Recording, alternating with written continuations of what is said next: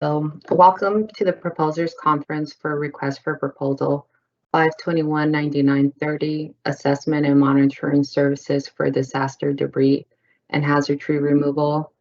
Attendance of this proposal conference is not mandatory for a vendor to submit a proposal. We are going to get started and go over the conference agenda. Next slide. This conference agenda is broken into 5 sections. The first section will be introductions of the conference speakers. The second section will be an overview of the RFP with highlights and important details. The third section will be the overview of the A&M by the CalRecycle team. The fourth section will be the question and answer session. And lastly will be the closing remarks. Next slide. I'm going to go ahead and get started by introducing myself. Next slide.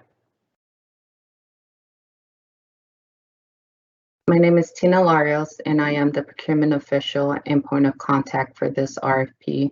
The best way to contact me is through email. Any questions can be submitted to me in writing via email. We also have on the call the DGS procurement team.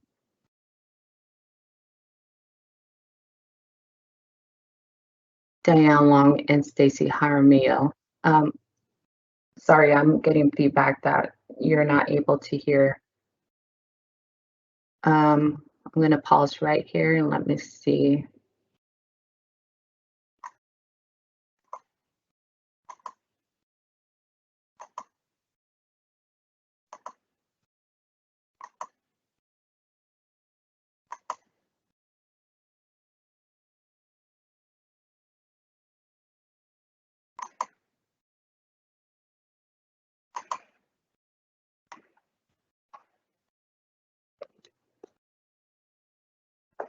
Sorry, we're working out technical difficulties right now.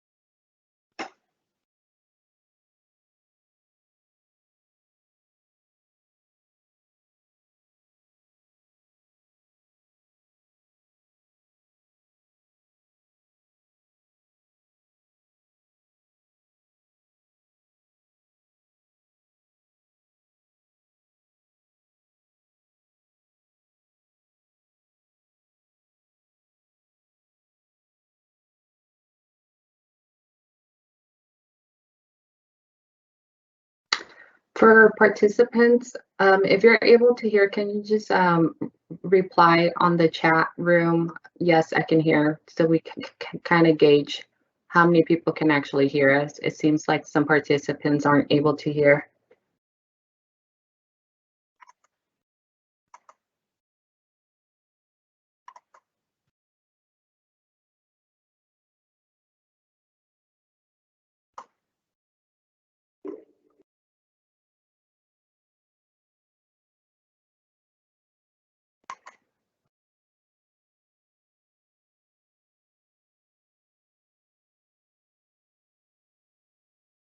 Again, if you are participating in this conference, can you please specify in the chat room if you're able to hear? It sounds like some folks aren't able to hear, so we want to confirm before we move forward with the conference.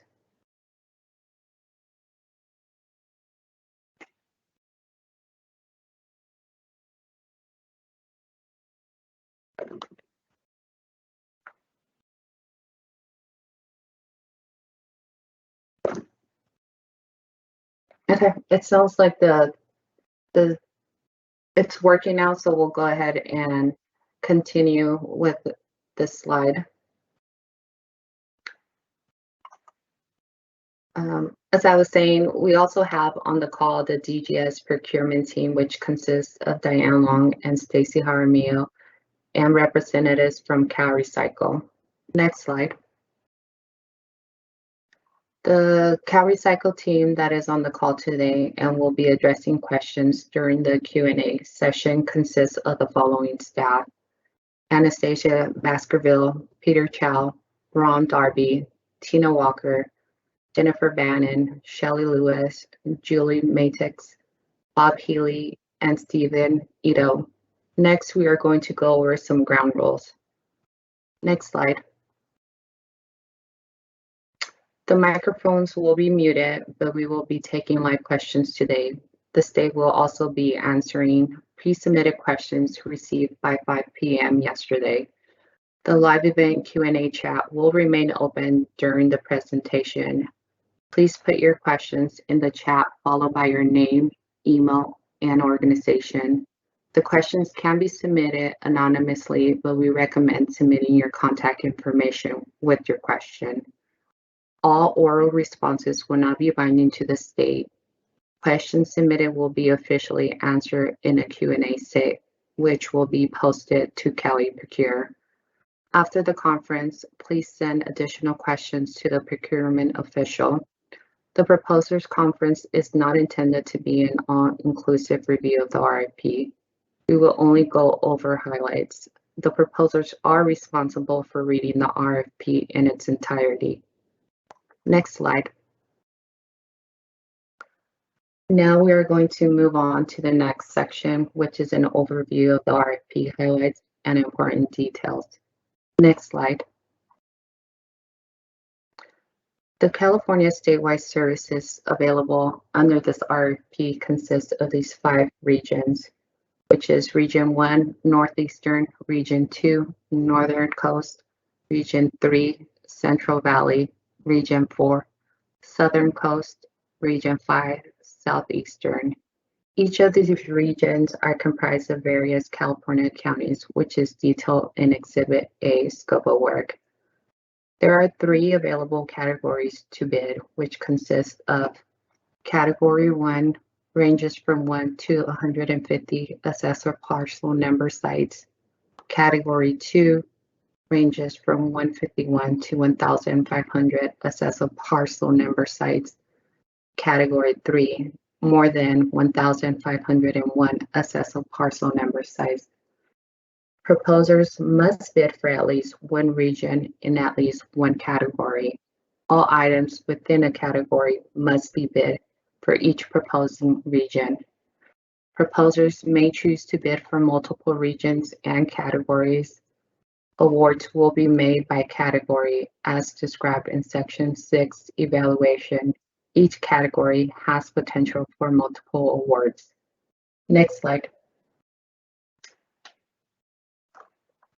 The MSA shall be available for use by state and local agencies, which will be referred to as user agencies. Each user agency shall determine whether use of the awarded MSA is consistent with its procurement policies and regulations. The initial MSA term will be for 2 years with 3 one-year extension options.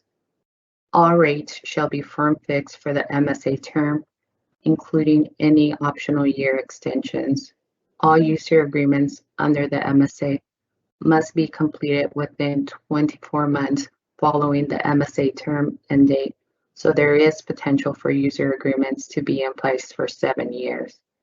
There are many key action dates, but the most important is the final proposal due date, which is December 17, 2021, by 5 p.m. Pacific time. Please make sure you review Attachment 1 key action dates and any addendums that may impact those dates. Next, we will review the Section 2 highlights. Next slide. All proposals submitted will become public records after the notice of intent to award has been posted. This RFP is subject to the DGS Office of Legal Services protest process. Proposers have 5 business days to protest after the notice of intent to award has been posted. Next, we'll review the Section 3 highlights. Next slide. Proposers provide their Occupational Safety and Health Administration, OSHA, lost time injury illness incidents, OSHA's recordable injury illness incidents, and their workers' compensation insurance experience modification rate with its proposal. If the EMR number exceeds 1.0, the proposal will be considered non-responsive. Proposer agrees that if a user agency will be using federal funds, it will agree to FEMA requirements. Next, we are going to talk about some requirements that apply to the categories. Next slide. As previously mentioned, a proposer must bid for at least one region in at least one category. A proposer may choose to bid for multiple regions and categories. If proposing for multiple categories, proposers must submit a technical narrative and customer references for the proposed category with the largest number of accessible parcel number sites that the proposal will be servicing if awarded an MSA. For example, if the proposer is bidding on Category 3, which consists of more than 1,501 APN sites, they would submit one technical narrative and two customer references for this category. A proposer must submit one technical narrative, attachment 3, for each category they are bidding. Each written response should identify the corresponding question number. The page numbering should identify the total number of pages. Next, we are going to discuss the technical narrative form, which is separated into Part A and Part B. Next slide. This is a screenshot of the technical narrative Part A, which consists of questions that will be evaluated on a pass or fail basis. The question number is identified on the left side of the table, and the question page limit is identified on the right side of the table. Therefore, the proposer's response to question number 1.A.1 should not exceed one page. Next slide. This is a partial screenshot of the technical narrative Part B, which consists of questions that are scored. Excuse me. Similar to the previous table, the question number is identified on the left side of the table, and the question page limit is identified on the right side of the table. However, because Part B of the technical narrative is scored, there's an additional column on the right side of the table titled Questions Maximum Points. This is the maximum points allocated for each question. Therefore, the proposer's response to question number 1.B.4 should not exceed 3 pages, and that question is worth 10 points. There are 2 questions in the technical narrative that require a hyperlink response from the proposers, which are questions 1.B.5 and 1.B.6. These questions do not have a page limit. Let's move on to the customer reference form. Next slide, please. A proposer must submit 2 customer references for A&M services for work performed within the last 5 years prior to the proposal submission date. One of those customer references shall be for work performed by the proposer as a prime contractor or subcontractor for debris removal, and one of the customer references shall be for work performed by the proposer as a prime contractor or subcontractor for hazard tree removal. Next slide. This is a partial screenshot of the customer reference form, Part A. The proposer is responsible for completing Part A of the form. Part A is not scored, but it must be completed by the proposer. The customer reference contact information should be current. Next slide. This is a partial screenshot of the customer reference form, Part B. The references are responsible for completing Part B of the form. Part B is scored based on the satisfaction rating identified in the table. I want to reiterate that the proposer is responsible for completing Part A and that the references are responsible for completing Part B of the customer reference form. The proposer is responsible for submitting a completed customer reference form with its proposal. The state will validate the information with the customer reference This is the reason we encourage the proposer keeps in contact with their references after submitting their proposal. Next, we will review the Section 4 highlights. Next slide.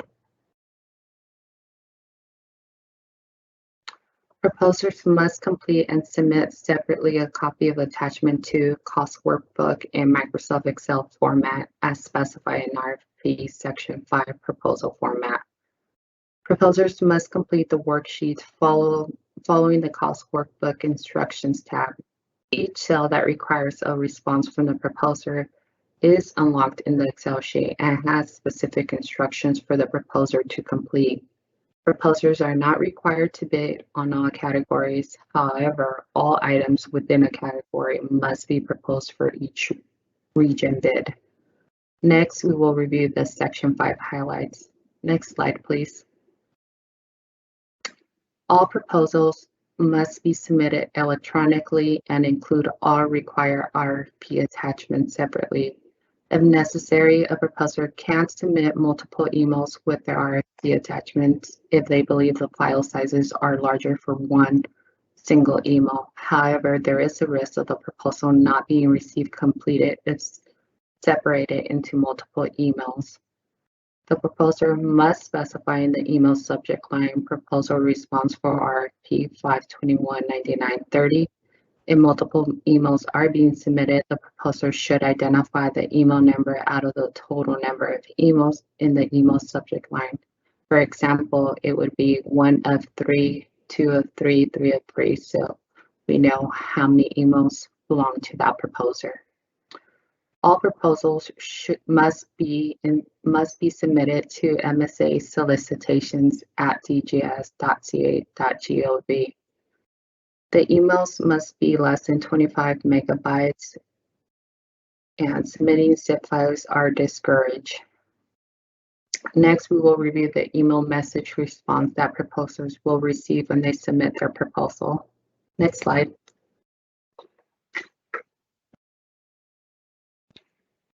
This is a sample of the automatic email response that proposers should receive when they submit their proposal. If for some reason a proposer does not receive this message, please check your spam and junk email folders. It is the proposer's responsibility to ensure they submit their proposal before the deadline and that all the attachments are included. As a reminder, do not send unnecessary documents such as promotional brochures, which may cause your email to exceed 25 megabytes. The state's mail server may automatically reject excessively large emails. Send early, well before the 5 p.m. deadline, your proposal. The state cannot open attachments until the proposal due date and time is closed. Next, we will review Section 6 highlights. Next slide, please. The final proposal will be evaluated to determine a total score. The maximum points available is 400 points. The total score is comprised of the technical and cost score.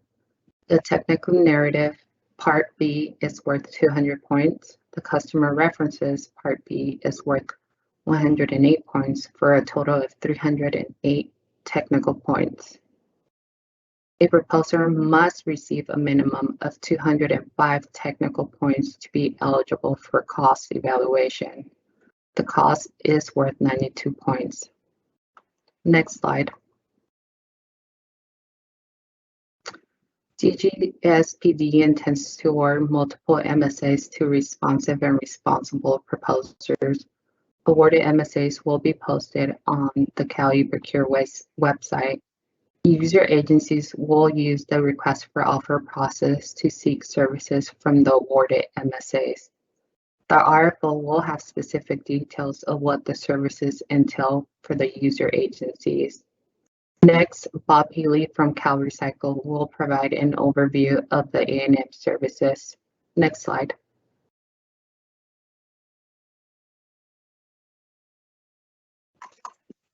Thank you, Tina.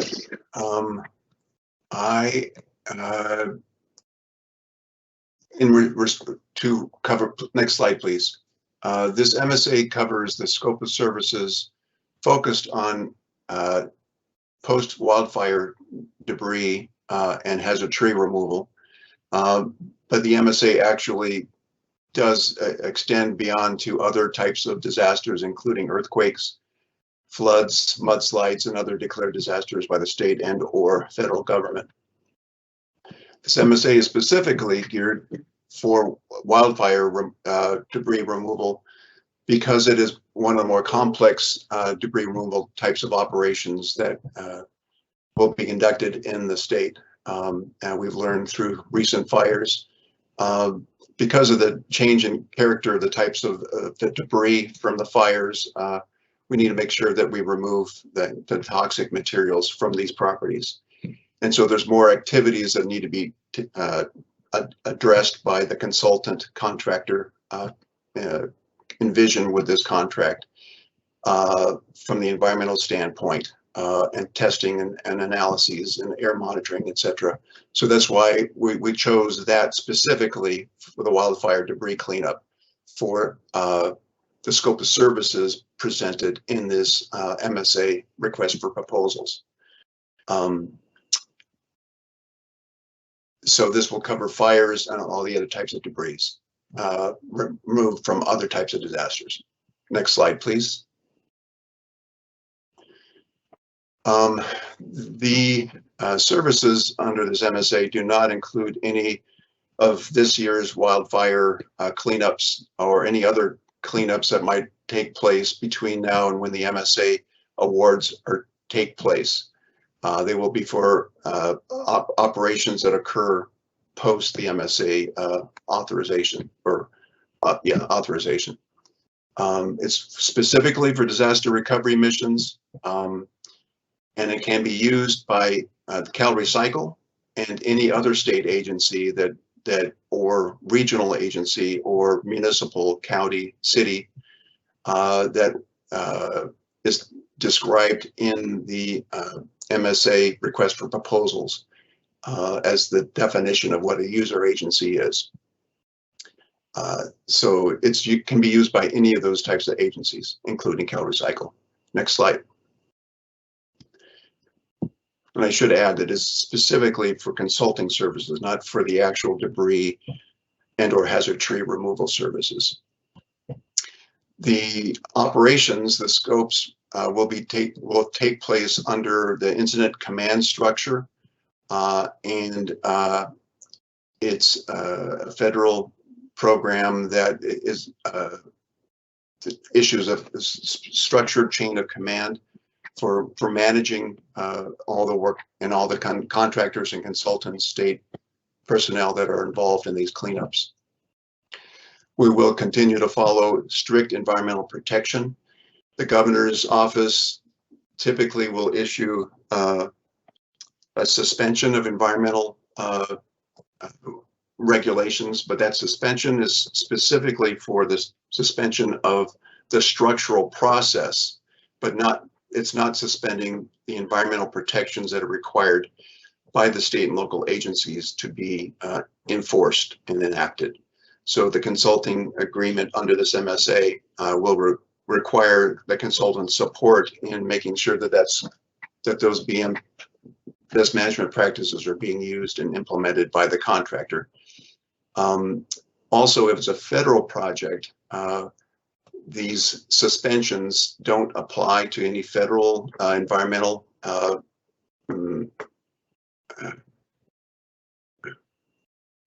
agency requirements for historical or US EPA, NOAA, and US Fish and Wildlife, Army Corps of Engineers, etc. All those permits will have to be followed as required by the federal law for federally funded projects or on federal lands if we are working on federal lands.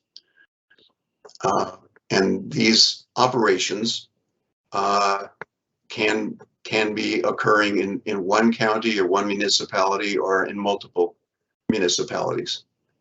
Next slide, please.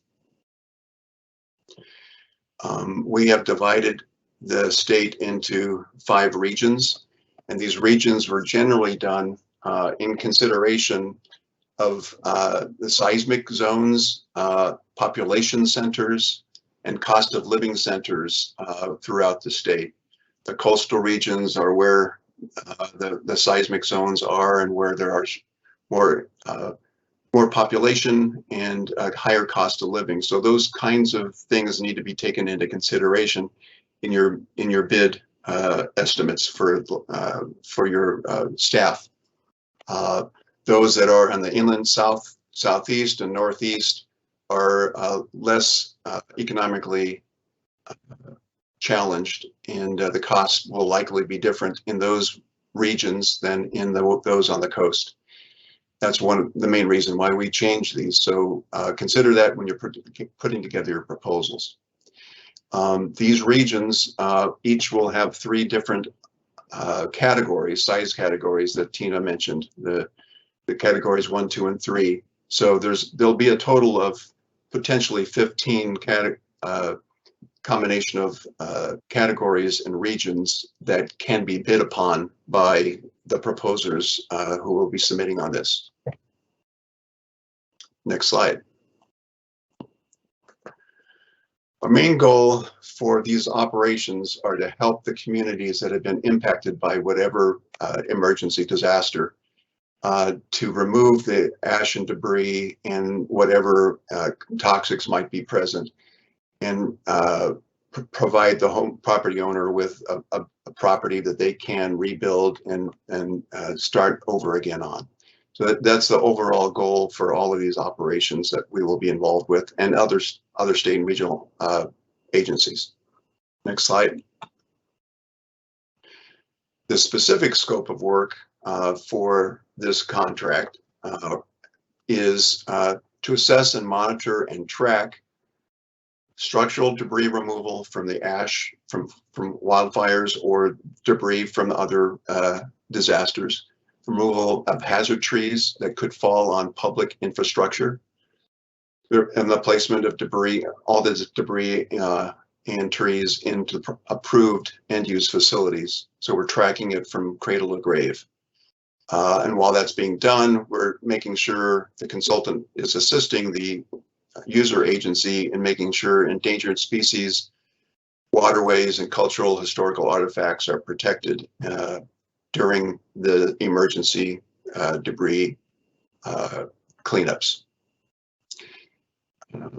Also, there is a requirement for the consultant to initially provide water trucks to keep dust down before the actual disaster debris removal contractor comes on board, just to keep the air from being, or the dust particles that could have hazardous toxics in them being emitted into the community that may still have some residents living there. So there is short-term water truck requirements under this contract. Next slide, please. So when we're looking at wildfires in particular, there are 2 functions that occur. We focus on them as a little bit separately from each other. The structural debris needs to be removed first, so that no toxics can be kicked up in the falling of trees into debris plumes. So the structural debris, that removal function includes mostly residential properties. Sometimes we add commercial and public properties, but it's focused on private property debris removal, or known as PPDR. A phase 1 happens typically conducted where hazardous materials that are known hazards are removed by others, typically Department of Toxic Substances Control and or US EPA if it's a federal project. That's not part of this contract. This contract, or these consultant MSA proposal, includes the phase 2 work, which includes monitoring and oversight of the ash and debris, monitoring of the asbestos removal, and then secondly, the second function is the hazard tree removal, and that's the damaged trees that the consultants, track certified arborists deem could fall onto public rights-of-way, fall on public buildings, or other public infrastructure specifically. Next slide. One of the first tasks of the consultant on these types of operations is to go to each individual private property that we have received a right of entry for from the property owner, and put together a map of what's there, what needs to be removed, look at things that are important for the contractors to be aware of, whether there are septic tanks, leach fields, utilities, pools, basements, other things, water wells, other things that could impact the operation, the cleanup operation. The consultant will identify those in a map and provide that to the contractor for removal. They'll also measure and record ash footprints and identify, locate any asbestos or any other hazards that the phase one consultant contractor may have missed. Next slide. Then the consultant will monitor and track the asbestos removal that the debris removal contractor will be responsible for. But the consultant will monitor that's being removed. We'll monitor and keep track of quantities for chimneys, vehicles, metals, ash and debris, concrete, and the initial soil immediately underlying the ash and debris. That will be all monitored as it goes to the end-use facility. The consultant will also collect soil samples and have lab analyses conducted to verify that we have cleaned the sites up to meet cleanup standards that have been developed, and we'll get into that in a little bit. And then the consultant's staff will monitor that erosion control BMPs are properly placed on each of these properties. Next slide.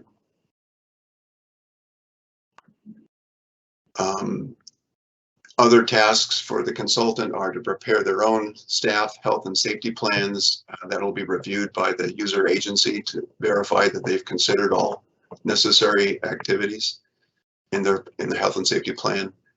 They'll conduct background and operational prepare background and operational air monitoring plans, and then conduct the air monitoring, especially for the debris that could have air toxics released during the movement of the ash and soil. The consultant will conduct background and soil sampling, will prepare a plan and conduct the sampling, verify and develop recommendations for cleanup goals for each geologic area, for the surface soils in significant geologic areas within in this case, the burn footprint. The consultant will draft or assist the debris and hazard tree removal contractor in preparing hazard tree removal permit documents for CAL FIRE. They'll also help prepare training programs for their debris and hazard tree staff, for state staff, and for the contractors, so that everyone is on the same page when they're doing this debris and hazard tree removal.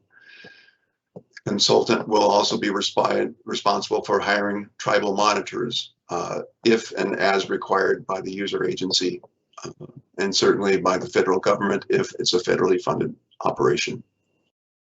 Next slide.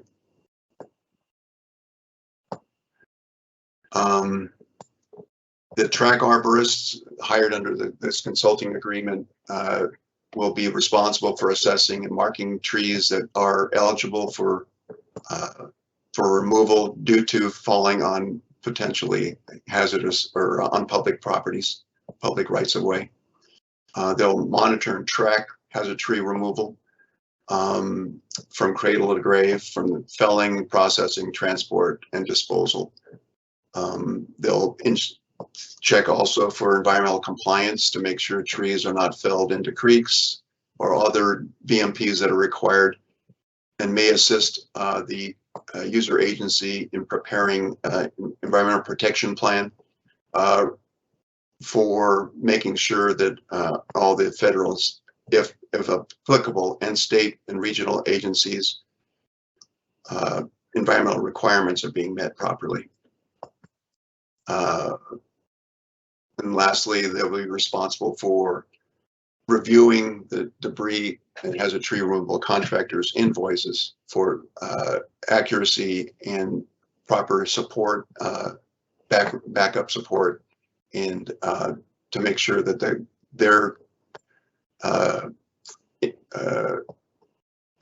costs that have been tracked by the consultant are consistent with what the contractor is invoicing, and for eventual user agency payment. Next slide. Tina.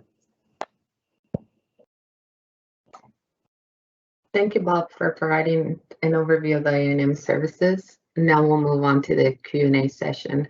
Next slide. We will address the pre-submitted questions first, then we'll move on to the live event questions. Next slide. Again, I just want to remind everyone, these are the questions that we received prior to 5 p.m. yesterday. So this table has the item number, which is really the question number, the associated RFP section that the question is affiliated to, the actual proposer question, the state's response, and if the question itself has an impact to the RFP, and if it requires a change, I'll have yes or no. So the first question we received is, will the Department of General Services be creating a similar MSA for debris and tree removal services? The state's response is, DGS currently does not have plans to create a similar MSA for debris and tree removal services. However, CalRecycle will be developing a solicitation to create a qualified bidders list for debris removal. For those interested parties, subscribe to CalRecycle's emergency debris recovery contracts list service available at the link provided to stay informed. The second question is, would you please be so kind to provide the city or county for this request for proposal? The state's response is, the RFP provides statewide A&M services for disaster debris and hazard tree removal in 5 regions, which are comprised of the California's 58 counties. The third question that we received was, I would like to apply for one of your ads. I would like to apply for the event number 5219930. Our company is a certified MBE that provides hauling recycling services in the Bay Area. Do you have an RFP form for us to fill out? The state's response is, please contact the Cal eProcure system support for assistance at Fiscal eProcure portal support. Their email address is vendors@fiscal.ca.gov, or you can call toll free at 1-855-421-6355. Their hours of operation is from 8 to 5 p.m. Pacific time. Next slide. The fourth question we received was, I was wondering if it would be possible to be placed on a prospective bidders list for the debris removal RFP that is set to be released following the award of this RFP, in which the state response was to refer them back to question 1, where we state that DGS will not be doing A&M for tree removal services. However, CalRecycle is, so they can refer to the link for more information. The fifth question we received was, will this project require water trucks? I have water trucks and want to know if there is a bid for water trucks or trucking. The state's response is, yes, water truck services are being requested under the RFP. If the requester is interested in advertising their services, please refer to item number 3 above. The sixth question we received was, are there any opportunities for SDVOBS? We are a SDV business specialized in demolition and asbestos abatement. We have performed this type of work to various federal agencies over the past 15 years. We have a reputation of performing projects within budget, on time, and most importantly, safely. The state's response is yes, DGS has a DVBE program. DVBEs are encouraged to submit a proposal for this RFP. The seventh question we received was, just to be clear, for this RFP, a small consulting forestry firm like ours would need to be a sub to a larger bondable prime contractor for this master service contract, correct? We provided registered professional services, Q&A, QC for the Bay Branch project in 2020-2021, so have experience in this realm. The state's response is a proposer is required to provide all the services specified in the RFP in at least one region in at least one category. If the requester is only able to provide a portion of the RFP services, the requester should consider becoming a subcontractor. Vendors are able to advertise on the RFP event ID 5219930 webpage under the View Vendors Ads button as sub seeking prime or prime seeking sub. If the requester is interested in advertising their services, please refer to item number 3 above, where we refer them to FisCalc for assistance. Next slide, please. The seventh question we received, that's a repetition, I apologize for that. So the eighth question we received was, do the standard 213 agreements only consist of the following documents? They refer to Exhibit C, and then the GTC 298 and GTC 04-2017, the GIA 610, and the CCC 04-2017. It says, please refer if these three are correct, and if there are additional agreements that fall under the standard 213 that we may be directed to before we participate in tomorrow's proposal. Conference, what we're basically looking for is the state sample contracts as noted in attachment 6. So the state's response is attachment 6, proposed form of agreement, is a sample of how the standard agreement, standard 213 form will be set up for the awarded MSA. Section 4 of this attachment has a list of the documents that will be included in the standard 213. And that concludes our pre-submitted questions. Next slide, please. So the live event questions will be addressed by the DGS and CalRecycle team. Please submit your questions in the chat like you have been doing already, followed by your name, email, and organization. You can choose to remain anonymously. Not all questions received during the live Q&A session will be addressed, but may be considered for the Q&A say. Any additional questions after the conference should be emailed to tina.larios@dgs.ca.gov. On that note, I'm handing it off to Shelly Lewis from CalRecycle as she is monitoring the chat questions. Thank you, Tina.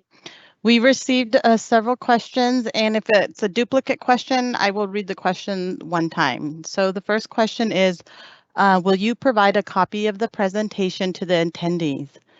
Can DGS answer that, please? Yes, this is Diane Loam with the Department of General Services. It's our intention to post a recording of this bidders conference, including the presentation shortly after this event. And we will need to coordinate with our Office of Public Affairs. But once that is posted, we will make that available. Thank you. The second question for DGS, will this MSA be available for use by California counties for use when there is no disaster declaration in place?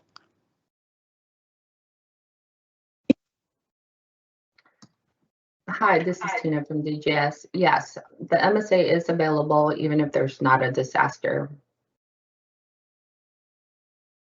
I think the question is, will it be applicable for non-disaster services? The answer is that it's up to the counties, because the cities and counties are not under the state's delegated purchasing authority, and they have different rules for purchasing. So the answer is that it's up to the cities and counties to consider their own rules and regulations when they are purchasing, and then look at what is the MSA offers. So there's nothing in the MSA intended right now that says you cannot use it for cities and counties. What the MSA right now says is that it is intended for state agencies to be used during emergencies. So it's silent on that end, intentionally to allow that flexibility for cities and counties to look at their own rules and regulations and decide if the MSA use is a good fit for their need. Thank you, Diane. Tammy, the next question is from Tammy. Where can we find previous proposals under the California Public Records Act? This may be a two-part answer. DGS, do you want to take the first shot? Well, this is a new one for DGS. So DGS has not issued an assessment and monitoring for debris removal and hazard tree removal. So we don't have a record of previous solicitations and proposals. But if there are, you can use the Cal eProcure system to look for past events to identify what other similar assessment and monitoring, debris removal and hazard tree solicitations have been issued and which departments have issued them. And then your PRA would be directed to those departments that ran those solicitations.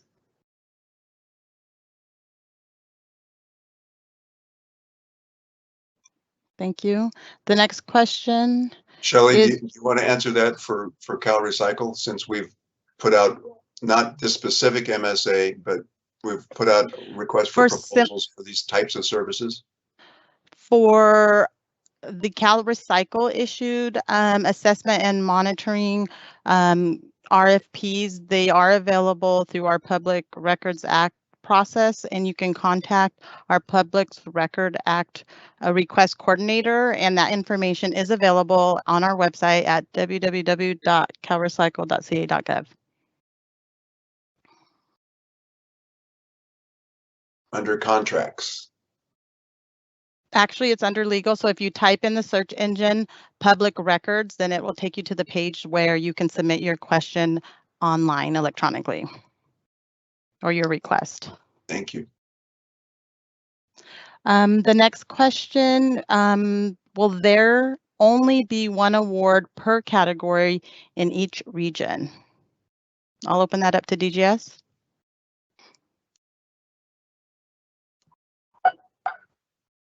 Tina, did you want to answer that? This is Diane. Can you repeat the question, Shelley? Yes. So the question is, will there only be one award per category in each region? Oh, no.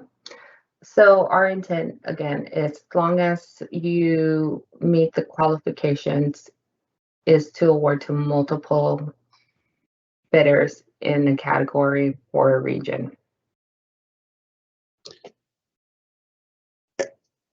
And then user agencies such as CalRecycle and others will, when they have a operation in a certain region, they'll look at the list of consultants who are on the MSA that did pass the minimum standards and solicit from that list for that region and that size of that category for services to be conducted.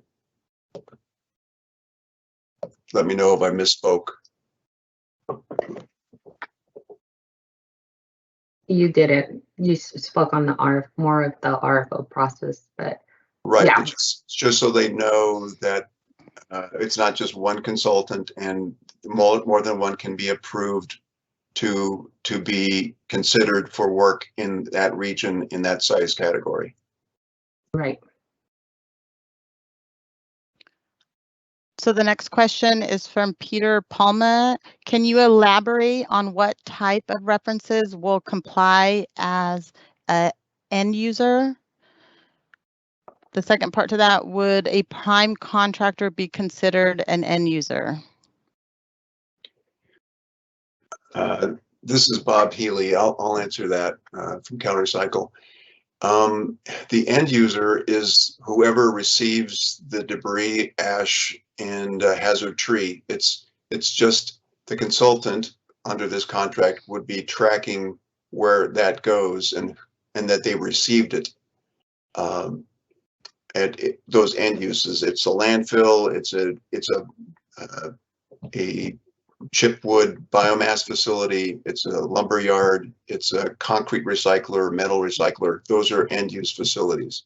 The contractor, the debris contractor, will take the debris and trees and recyclables to those end use facilities. We'll answer that in the written answers, but that's the quick answer. And this is Diane, and I'm going to answer from a procurement standpoint. So for a procurement standpoint, the prime contractor is not the end user of the services. So if you were a subcontractor, you provided services for, say, City of Davis, the reference needs to come from the City of Davis that confirms, while you were not the prime contractor, you were the subcontractor that performed these services.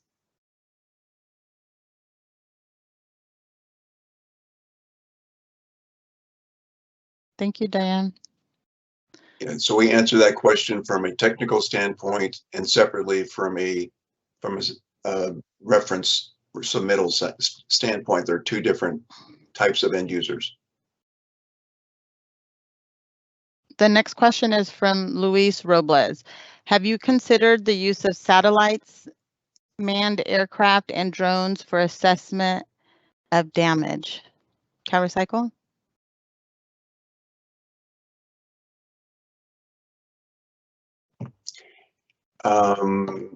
Bob Healy, from a we're open. This CalRecycle is open to whatever can assist us in doing the debris removal and assessing the sites. Drones have limitations, trees have to be out of the way, and a lot of times they're not. We're open to those types of operations, but the bids are set up for consultants to come in and do their assessments on the ground,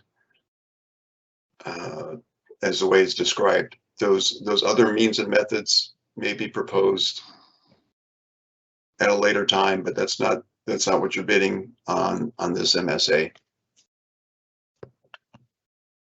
You can consider those services within your bid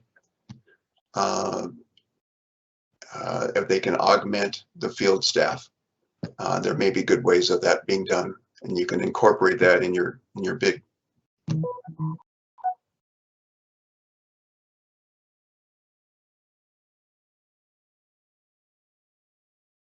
Thank you. The next question is from Forgen. Please explain how an award for this contract could be continued for 7 years.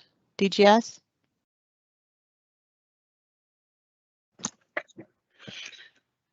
So this is Diane. So the initial term, the 7 years comprised of the initial term plus the extension periods.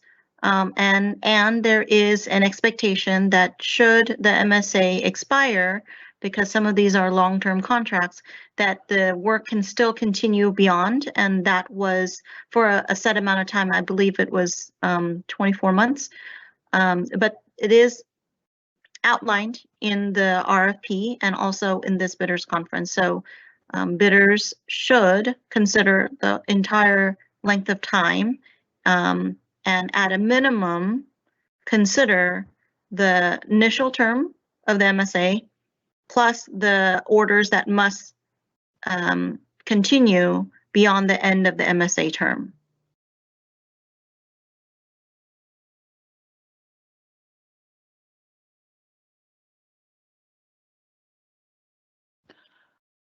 Okay, the next question is, will there be a certain number of contractors selected per region and category? DGS may have answered that question. No, there is no Okay. limit. It is all who are qualified, who are responsive and responsible. Thank you. The next question, is there a place to find out who may be bidding as a prime so that subs can reach out to them? DGS? Yes, on the actual event ID on CalRecycle, the advertisement is available on the event ID. So any prime or subcontractor would have to put their information in there if they want to advertise. As previously mentioned in a pre-submitted question, you have to contact Fiscal for details on how to do that, but that is available to do. Thank you. The next question, if we are interested in submitting for all regions in the highest category, do we submit one technical proposal to cover all? DGS? Yes, you would be submitting one technical proposal to cover the highest category that you will be bidding for.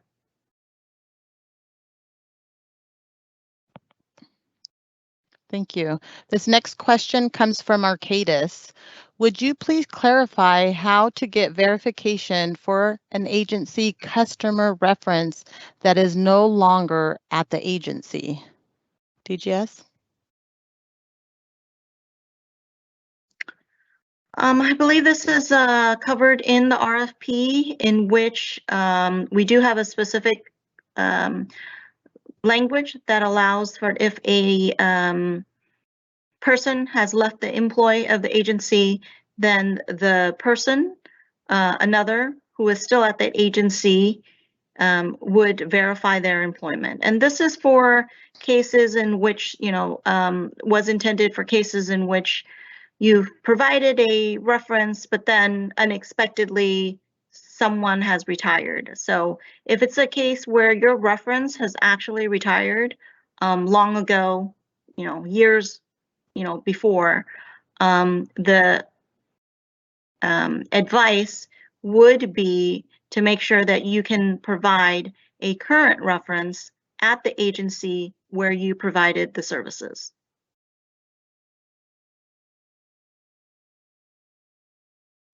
The next question comes from Maria Backer. If a subcontractor is being considered as part of the technical proposal, will the subcontractor's EMR rating need to be submitted? If so, what is the required rating for the sub?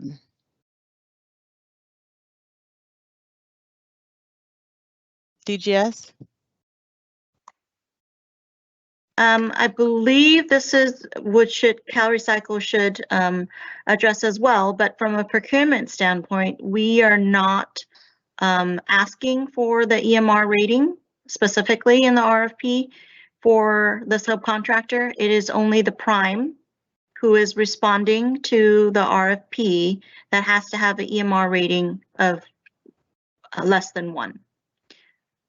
If CalRecycle could chime in on the expectation for subcontractors' EMR ratings.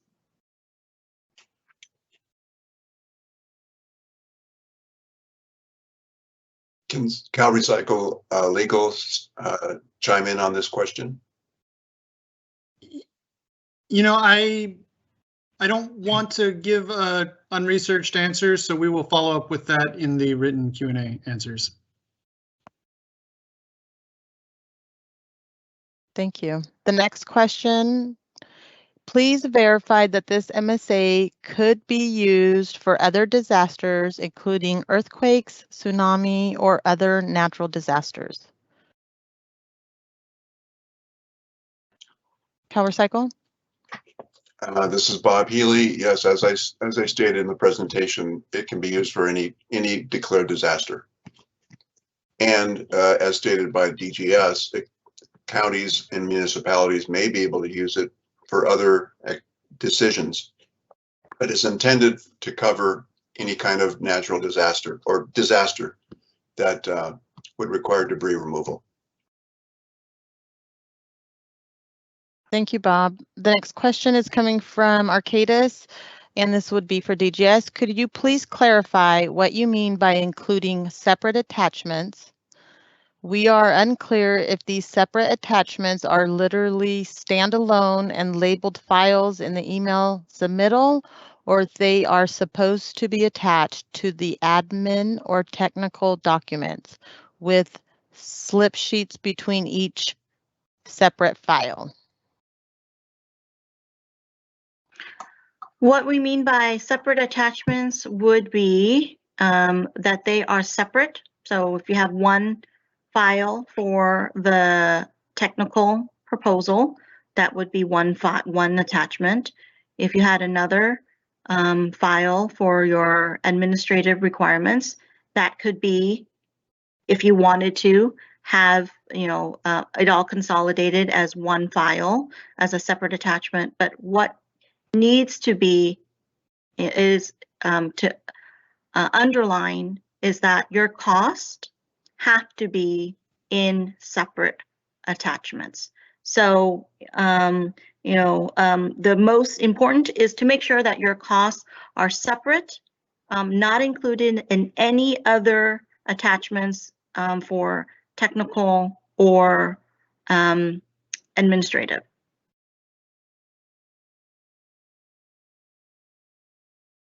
Thank you, DGS. The next question comes from Michael. Will debris removal contractors be conflicted out of award under this contract? DGS? And then CalRecycle? I think yes, because if there is a conflict of interest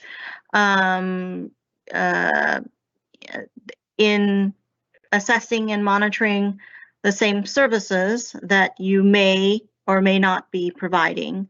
So from a procurement standpoint, there would be, it would be prohibited follow-on contracting to not only provide the debris removal, but also to assess those same services by your same company or from your subsidiary companies or your sister companies or any company that you may be affiliated with. CalRecycle? Yes, that's absolutely correct from our perspective too. The details of that will probably be in subsequent debris removal contract solicitations, but under no circumstance will a company be allowed to be part of the debris removal team if they are also part of the monitoring team for that operation. That creates substantial conflicts of interest.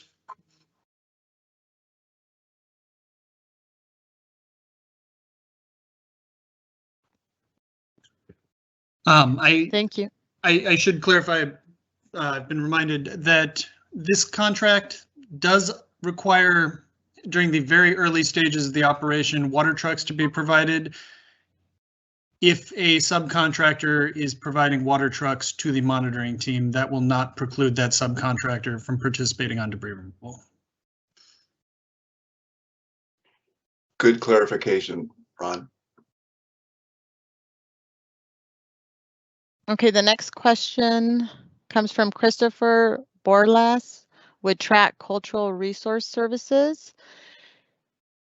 If it's possible to revisit how subs seeking primes accomplish this process, that would be great.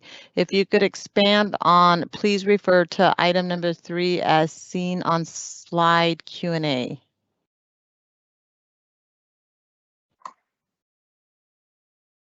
Stacy, can you go back?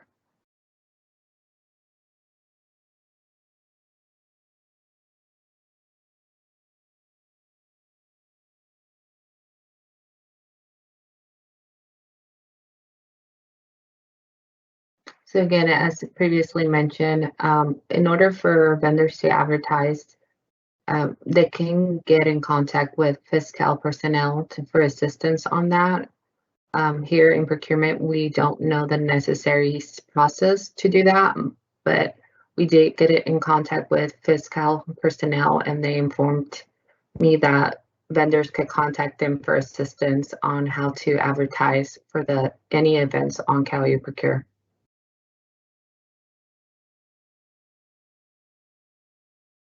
Thank you. Great question, Christopher. Okay, the next question. How can small businesses that have not been prime contractors bid on this contract? This seems unfair to small businesses in California. Tina, I know you just answered partly on how they can advertise. Is there anything additional that DGS would like to add? This is Diane. I'd like to clarify that you can, if you've never served as a prime, participate in this, respond to this RFP, because the references are based, you can be subcontractor, you can be a prime or have been a subcontractor for hazard tree removal assessment and monitoring, and debris removal assessment and monitoring. So if you had been provided services, you have to have provided services previously in the past, in the last 5 years, but it could have been as a subcontractor for both of those references.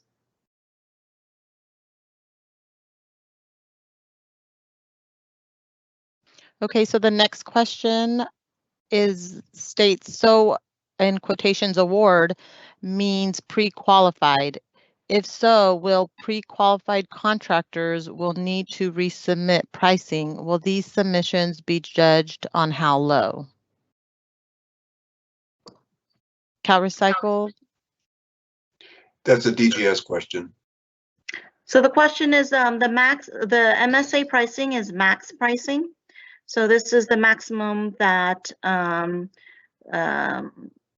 MSA contract holders can charge. But when CalRecycle or other agencies conduct an RFO, they can make their selection based on what they deem important to them. So it may not be low bid. It may not. You can, of course, since this is MSA max pricing, a contractor responding to an RFO can go lower than the max pricing, but it may not be the most important thing that a agency may look for. An agency may be looking for more specialized personnel.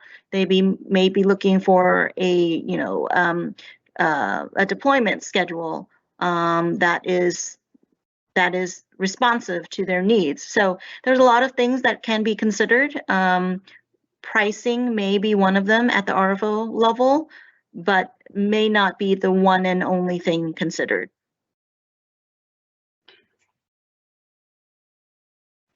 And this Bob from CalRecycle, the dollar amounts that you put in these proposals for the MSA, as Tina was saying, is a ceiling for RFOs. You cannot bid anything greater than the ceiling price that you put in this MSA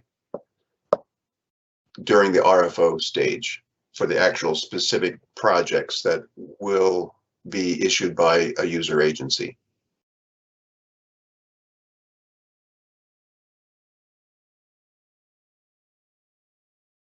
Okay, the next question. The RFP stipulates that the consultant shall secure a local office and storage space within 72 hours of notice to proceed. Will you consider revising this language to something reasonable, such as secure the office, storage space as soon as practical and in coordination with the user agency? And this comes from James with Arcadis.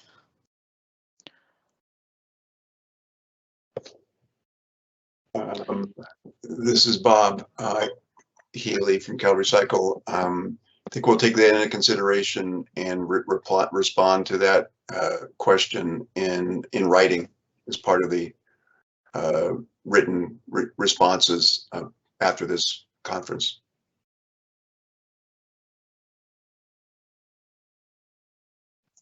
Thank you. The next.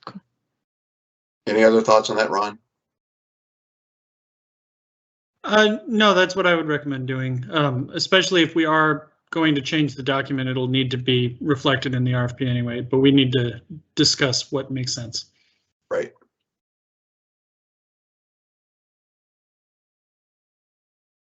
Thank you. The next question, again from Arcadis, how will the user agency select a consultant from the list of providers that were awarded an MSA?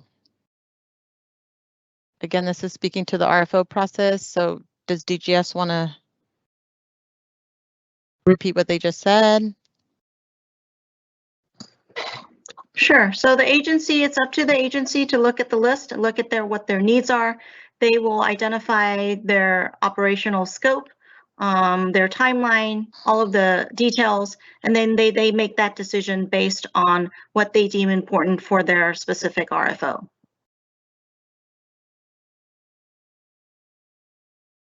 The next question, please clarify, provide a hyperlink for satisfying sections 1.b.5 and 1.b.6. Are you looking for a hyperlink to a document that resides on a server somewhere? DGS?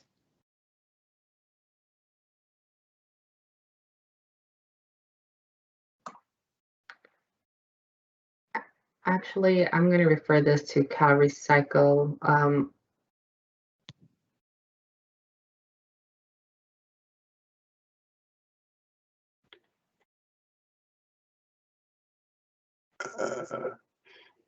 The two documents that require a hyperlink that are requested in this presentation to have a hyperlink, CalRecycle and DGS need the ability to access those two documents.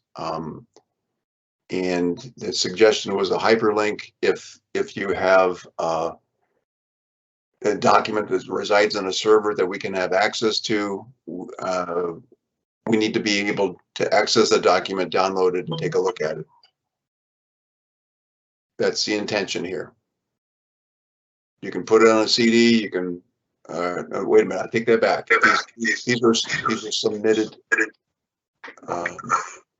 electronically, so we need to be able to access these documents electronically.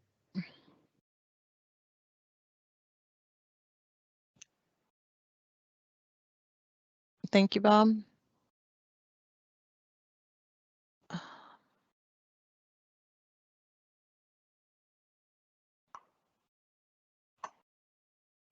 Let me just look real quick here. Okay, I know Matt Herlocker had a couple of questions, so let me read the first one. In section 3.2.1.2, customer references, item number 1 on page 23, maximum of 2 customer references. To qualify for category 3 work, can a single project reference that includes both debris monitoring and hazard tree over 5 million meet the project value threshold with a second reference less than 5 million? DGS? We will leave this question to be answered in a Q&A because we want to make sure that we're answering questions correctly and clearly. So unfortunately, hypotheticals are very hard to answer in a live question. So we will need to refer back to our RFP, making sure that the requirements are the same as referenced in the question, and we will answer any hypotheticals in a Q&A set. Thank you, Diana. There's the chat that says not advertised, but actually bid as primes. If this person can clarify, doesn't appear to be a question. For Matt Herlocker's other two questions, those are hypothetical, so we'll include those in the Q&A set. I believe,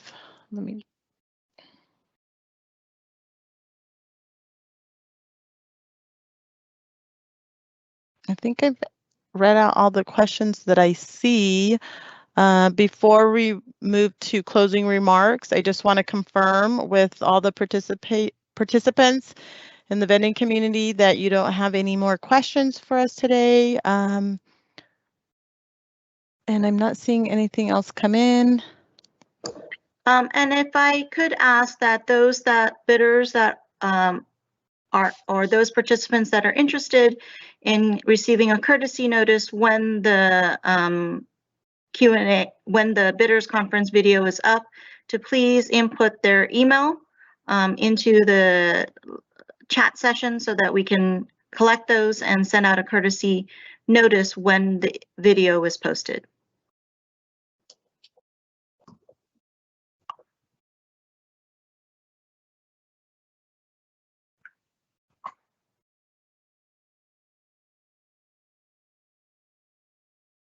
Okay. So Shelley, you don't see any more questions? I do not see any more questions that weren't already answered. Okay. Perfect. Thank you. We'll move on to closing then. Next slide. In closing, here are several takeaways. Next slide.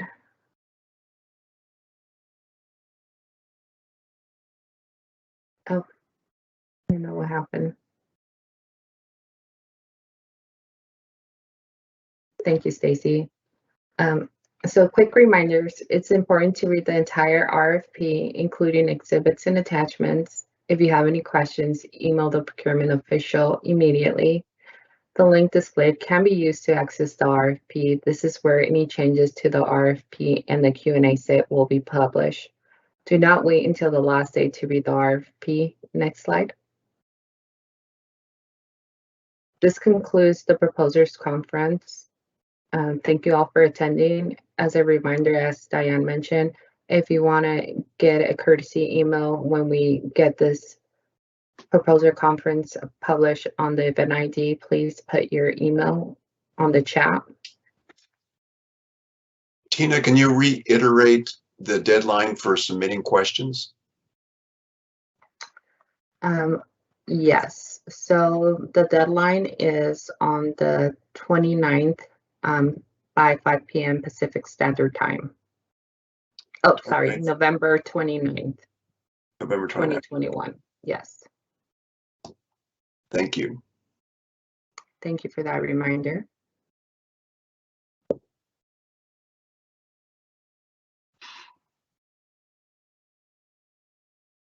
So if there's nothing else, this concludes our presentation.